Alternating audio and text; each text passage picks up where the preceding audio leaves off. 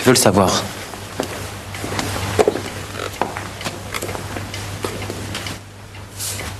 Je ne suis pas heureuse. Pas du tout. Les chaînes d'or sont les plus pesantes. Malgré les apparences, je suis au désespoir. Au désespoir? Alors, qu'avez-vous fait? Je lui ai dit que je l'aimais. Vous avez bien fait. Elle m'emmena aussitôt dans sa voiture, jusqu'à une maison de jeu. Elle me donna de l'argent et me dit « Perdez tout, ramenez-moi ce dont j'ai besoin. » Et de combien avait-elle besoin? Une grosse somme d'argent. Mais pourquoi faire? Son mari est une vilaine souche d'Alsacien, mais il fait des affaires d'or. Mesdames et messieurs, faites vos jeux. Et je dois vous dire que je n'avais jamais joué de ma vie. Les jeux sont faits. Les jeux sont faits, rien ne va plus. 7, rouge, impair et manque. Vous êtes apparemment novice. Le principe est simple. Si vous placez un louis sur un seul de ces 36 numéros et qu'il sorte, vous aurez 36 louis. Allez, jeune homme, n'hésitez pas. Et vous verrez, la sensation est intense. Quel âge avez-vous? 22 ans. C'est un bon numéro. Non. Juste après Mesdames et messieurs, faites vos jeux. 10 louis sur le rouge, s'il vous plaît. Voilà, monsieur. Mesdames et messieurs, faites vos jeux, marquez le tableau. On met de l'argent. Les jeux sont faits, rien ne va plus.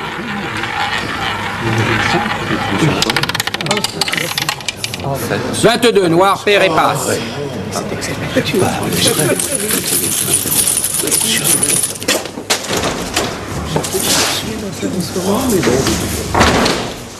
Venez. Vous m'avez sauvée. Sauvez. Monsieur de Nucingen ne me laisse pas disposer d'un sou. Il m'a loué pour mes toilettes une somme insuffisante, moins que ce qu'il donne à sa maîtresse. Il m'a réduit à une misère secrète. Nous sommes si jeunes et si naïfs quand nous commençons la vie conjugale. J'ai commencé par manger l'argent de mon pauvre père. Après quoi, je me suis endettée auprès d'une personne. L'argent devient quelque chose qu'au moment où le sentiment n'est plus. Ça sent, monsieur de Marsay n'aura pas le droit de me regarder comme une femme qu'il a payée. Mon père nous avait habitués à ne rien nous refuser à Anastasie et à moi. Et nous l'avons égorgée. Égorgée? Mais elle est folle. Elle a pleuré. Dites-moi, elle a pleuré? Un peu. Puis elle m'a fait jurer de jamais retourner au jeu. Elle a eu raison. Et ensuite? Ensuite, je l'ai retrouvée au théâtre et elle m'a pris la main. Au retour, elle m'a raccompagné jusqu'au Pont-Neuf. J'aime comme vous me racontez ma fille. Mais pourquoi n'est-elle pas venue jusqu'ici au lieu de vous envoyer jouer? J'ai encore des titres de rente. Je peux les vendre. Je peux vivre sur le capital. Elle a pleuré, me dites-vous? La tête sur mon gilet. Vous me le donnerez? Promettez-moi. Promettez-moi. Oui. Je vous en achèterai un autre. Oh mon Dieu, elle a pleuré. Elle qui ne pleurait jamais étant petite. Et moi qui vendrais le Père, le Fils et le Saint-Esprit pour lui éviter une larme. Excusez-moi, je dois aller suivre mes cours.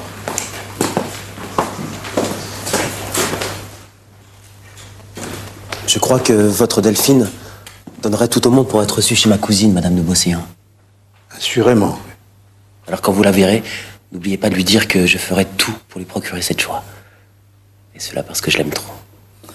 Oui, oui, il le saura. Attendez.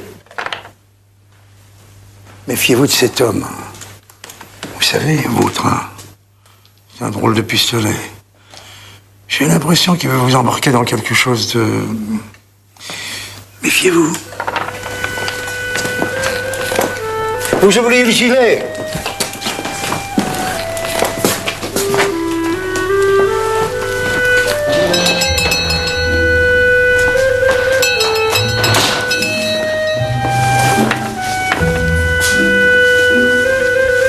Merci. Bonjour, madame. Bonjour. Bonjour. Je vois que ce que l'on dit est vrai. Votre cœur a mille raisons d'être heureux. Qui peut compter sur un cœur? Êtes-vous sûr que le vôtre ne changera jamais? Oui, j'en suis sûre. Si demain vous étiez riche et heureuse, si une immense fortune vous tombait dessus, aimeriez-vous encore le jeune homme pauvre de vos jours de détresse? Oui. Ah, y aurait-il promesse de mariage, mais il vous adore, ce jeune homme. Mais quelle bêtise dites-vous là? Allez, venez. Mais attendez. Pourquoi vous fâchez? Vous feriez un couple très gracieux.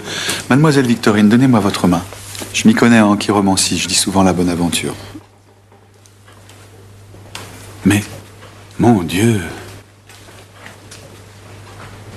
vous allez être bientôt la plus riche héritière de Paris. Vous allez vous marier avec un homme titré, jeune et beau. Et qui m'aime? Et qui vous adore. Je vous bénis. Les mœurs d'un honnête homme sont quelque chose. Dieu les écoute et Goriot aussi les écoute. Hein? L'oreille est encore bonne. Allons, venez. Qu'est-ce qu'il a dans ses bras? C'est mon gilet, je lui ai donné. Ah bon? Et en quel honneur?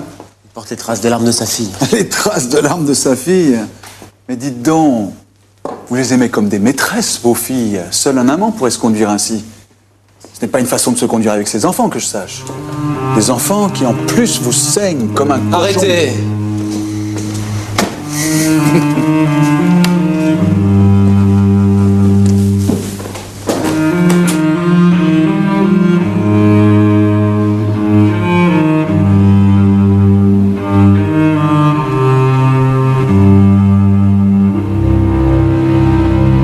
L'affaire est presque faite.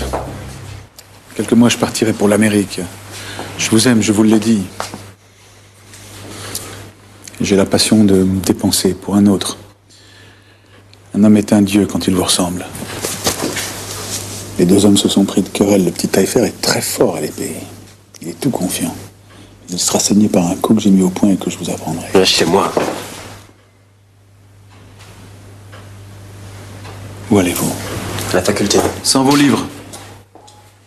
Je les ai oubliés, je vais les chercher. Ne vous laissez pas embobiner par le vieux. Il se sert de vous. Il veut se venger de ses gendres. Point final. Sylvie, mon café! Je m'en occupe.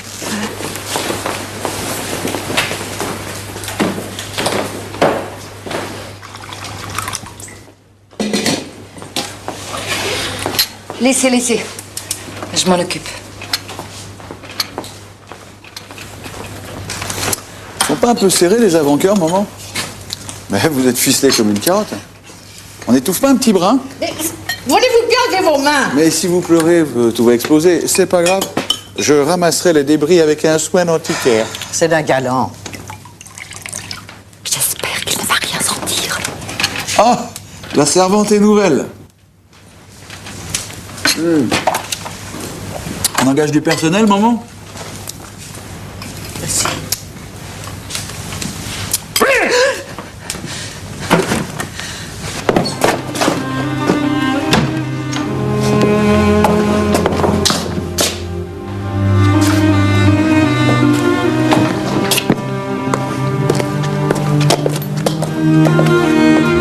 Descendez, c'est l'heure du café. Ah, je ne bois plus de café. Cela vous réchauffera, je le mettrai sur mon compte. Allez, venez, laissez donc ce gilet. Vous allez bien aimer ma petite Delphine. Promettez-le-moi. Mademoiselle Taillefer, c'est ici? Oui. Elle doit être au salon, pourquoi? Mademoiselle, votre père vous demande. Un grand malheur est arrivé. Quel malheur? Un très grand malheur. Monsieur, votre frère s'est battu un duel. Quoi? Qu'est-ce que vous dites? Le médecin désespère de le sauver. À peine aurez-vous le temps de lui dire adieu. Je viens. Je vais avec vous.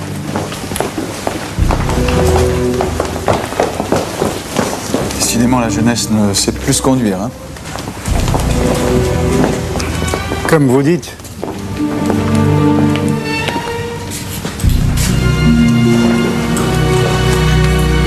La mort nous prend sans nous consulter. Là, on peut le dire. Oh, bah, y a pas de quoi se remuer les sangs, hein. Des duels, il y en a tous les matins à Paris. Dites donc, c'est une sacrée veine pour Victorine. Son père sera obligé de l'adopter. Hier, elle était sans le sou. Ce matin, la voilà millionnaire. Dépêchez-vous, s'il vous plaît. La voiture nous attend.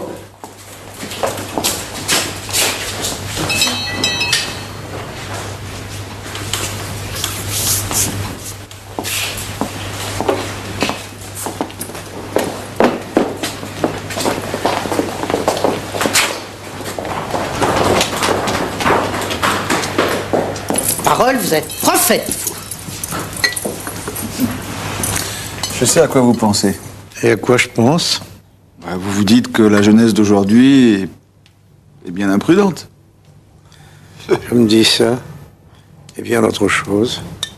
Comme quoi? Je me dis qu'il y a des combines là-dessous. Je le renifle. On va pas me tromper, moi. J'ai grandi dans la rue comme vous. La boue, je connais. J'ai l'habitude. De la boue. Et de la boue, il y en a partout. Même dans les salons dorés. Surtout dans le cœur de certaines dames. Hein? Papa? Alors quoi? On a peur de perdre le joli Cupidon qu'on a levé pour la Delphine? Celui qui vous a donné son beau gilet? Taisez-vous. Mais doucement, Goriot. Vous faites pas le poids. Je vais vous dire, moi. Vous ne m'avez jamais trompé, jamais. Je me suis toujours méfié de vous. Le loup peut mettre le manteau du berger, il ne trompe pas le renard. Et puis, ça m'étonnerait pas que dans ce coup-là, vous ayez mis la main à la pâte. On s'en sort pas du vermicelle, hein? Et vous, d'où sortez-vous? De quel trou à ras, de quel puits? Il pile la vérité, monsieur Goriot. Et moi, je l'ai vu toute nue. Dites-moi, monsieur Eugène, vous avez mis la main au bon endroit? Comment? Comment? Qu'est-ce que ça veut dire? Vous épouseriez n'importe qui, à condition qu'il y ait de l'argent à la clé? Mais vous m'avez promis. Vous m'avez promis. Sachez une chose, madame.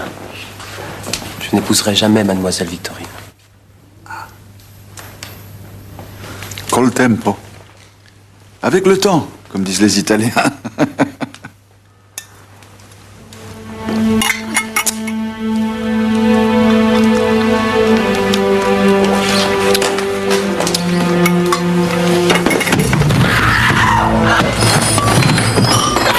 Une apoplexie, une attaque.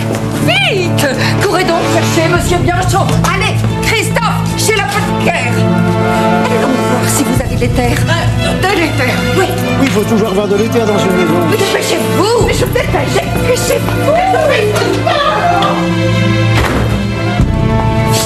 Ôtez-lui sa chemise et retournez-le. Sa chemise, mais pourquoi faire cette chemise? Presse. Et évitez-moi de voir de la nudité. Ça y est. Oui, presque. Vous l'avez retourné? Attendez. Oui. Mais qu'est-ce que vous faites?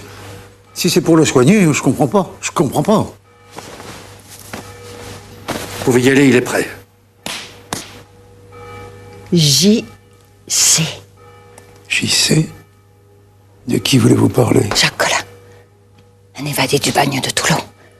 Le banquier des forçats. Ça ne m'étonne qu'à moitié. Habillez-le. Voilà l'éther. Mais dépêchez-vous. Alors, comment va-t-il? Non. Mais il est pas malade. Son corps bat régulièrement. Vous trouvez? Mais oui.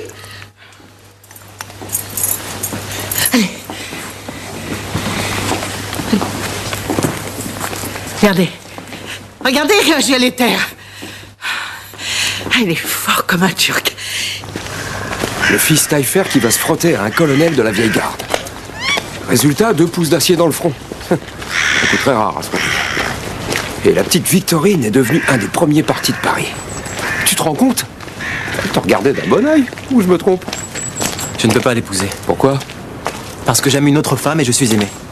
Madame de Nucingen, peut-être? Tu es au courant? Oh, tout Paris est au courant. Delphine, la blonde, une des filles du bon papa Goriot. Mais elle est mariée, celle-là. Elle vit séparée de son mari. Et je lui dirais, moi, cet Alsacien, de me céder sa femme. Qu'il est incapable de rendre heureuse. Céder sa femme? Oui. Mais montre-moi une femme qui vaille la fortune de mademoiselle Taillefer. Je t'en prie, tais-toi. Mais qu'est-ce qui te prend? T'étais au courant de cette histoire de duel? Tais-toi! Eugène!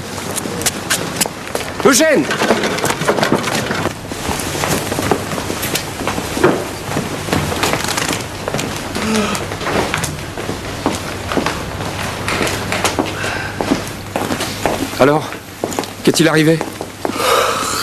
J'ai soutenu un coup de sang à tuer un bœuf. Ah, vous pouvez même dire un taureau. Heureusement, je lui ai donné un vomitif. Merci, maman. Vous avez gardé les matières qu'il a rendues? Ah oui, bien sûr. Elles sont dans un seau à la cuisine. Je vais les chercher. Mais pourquoi? Pour les faire analyser. On ne sait jamais. À quoi bon faire analyser ça? Examinez plutôt le malade. Vous avez l'air fâché de me voir en vie. Moi? Vous aussi, d'ailleurs. L'autre jour, mademoiselle Michonneau, vous parliez de cet homme qu'on appelle Trompe-la-Mort. Ce nom vous irait bien?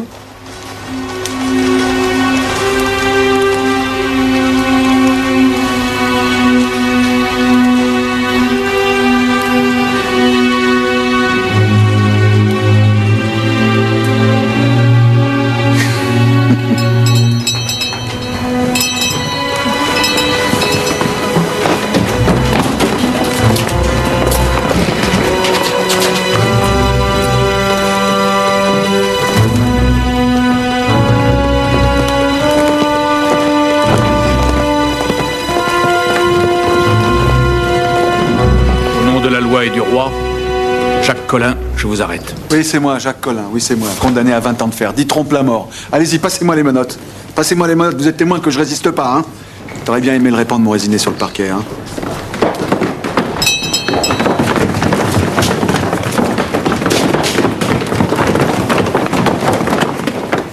Ça te la coupe, hein. Pleure pas, maman. J'ai moins d'infamie sur l'épaule que t'en as dans le cœur. Qui m'a trahi, hein? Qui m'a trahi?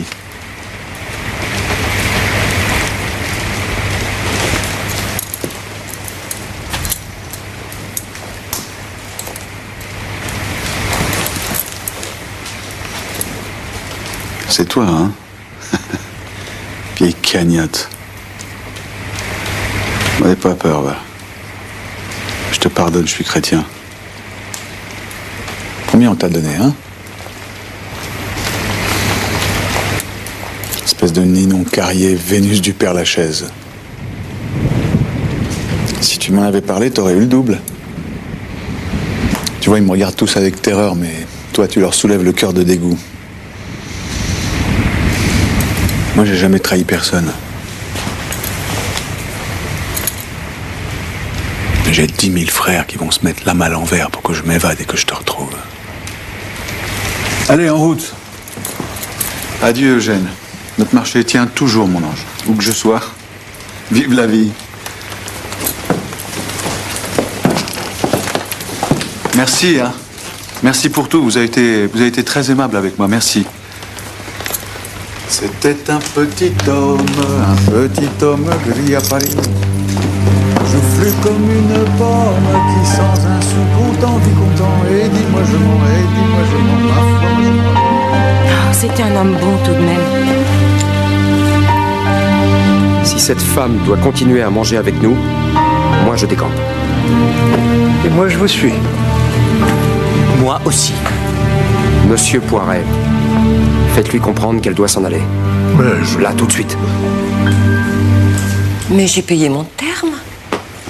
Madame, si vous ne la mettez pas à la porte, nous quittons tous cette pension. Et vous voulez dans la ruine de ma maison? Voilà que monsieur Vautrin s'en va libérer un appartement, et vous? Messieurs, allons dîner place de la Sorbonne. Allons-y. Attendez. Vous voyez ce que ces messieurs m'obligent à faire? Remontez dans votre chambre jusqu'à ce soir. Non. Qu'elle s'en aille tout de suite. Dehors. Mademoiselle, je suis ruinée. Vous pouvez pas rester, vous voyez bien. Très bien, je m'en vais. J'irai chez Madame Binot. Bah, je vous y souhaite bien du plaisir.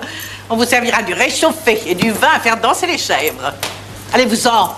Christophe vous apportera vos affaires. Allez, Poiret. Alors, Poiret ira? Ira pas. Allez, Poiret ira. Allez, courage. Allez-y. Allez, Poiret. Je vous attends. Allez. Voilà. C'est bien. La porte. Très bien. Quand même. Une lettre pour Madame Wauquiez.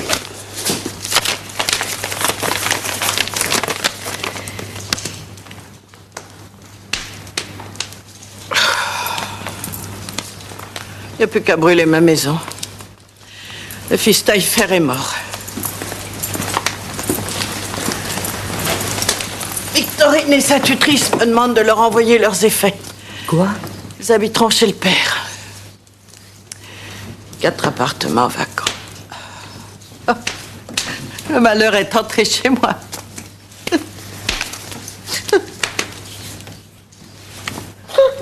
Bah, Ferdinand, où t'étais? À cause de la neige, on pouvait plus passer. Hortense, t'étais pas avec Hortense? Bah, Sylvie, serre-le, il est arrivé maintenant. Allez, assieds-toi. Donne-moi le pain. Tiens, régale-toi. Et remets-toi. Attention, la soupe est chaude. Je peux pas mettre ton bonnet à table.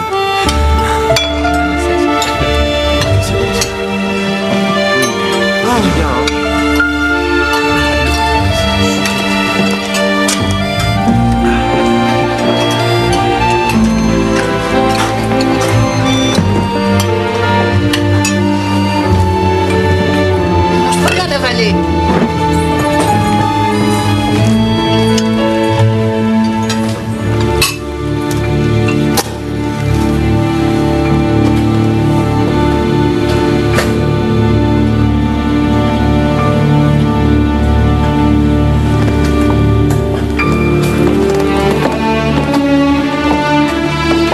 Bonne nuit, Eugène. Oui, bonne nuit à tous. Allez, bonne nuit. Allez, vite, vite, vite, vite. Allez, la maison ferme. Comme ça,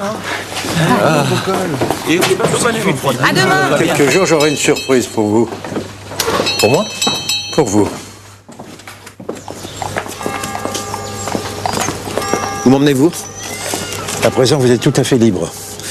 Aujourd'hui, nous allons déjeuner tous les trois ensemble avec Delphine. Ça fait 4 ans que je n'ai pas pris un repas avec elle et je vais la voir moi tout l'après-midi.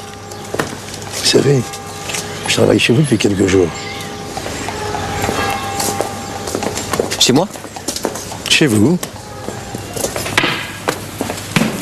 J'ai même relevé les manches pour porter les meubles.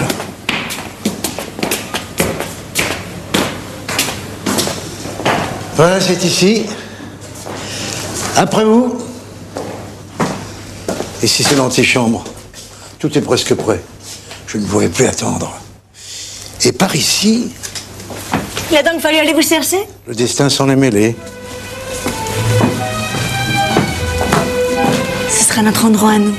Il ne faudra donner notre secret à personne. Je ne serai pas quelqu'un, moi. J'irai, je viendrai. Vous ne ferez pas attention à moi. Et voilà le salon. C'est moi. C'est moi qui lui ai dit, je connais un joli petit appartement. Achetons-le pour lui. Les pères doivent toujours donner pour être heureux. Ai-je bien deviné vos vœux? Mais elle ne voulait pas. Elle avait peur qu'on dise des bêtises. Mais je ne mérite pas que mes rêves se réalisent. Vous refuseriez? Ce n'est pas possible.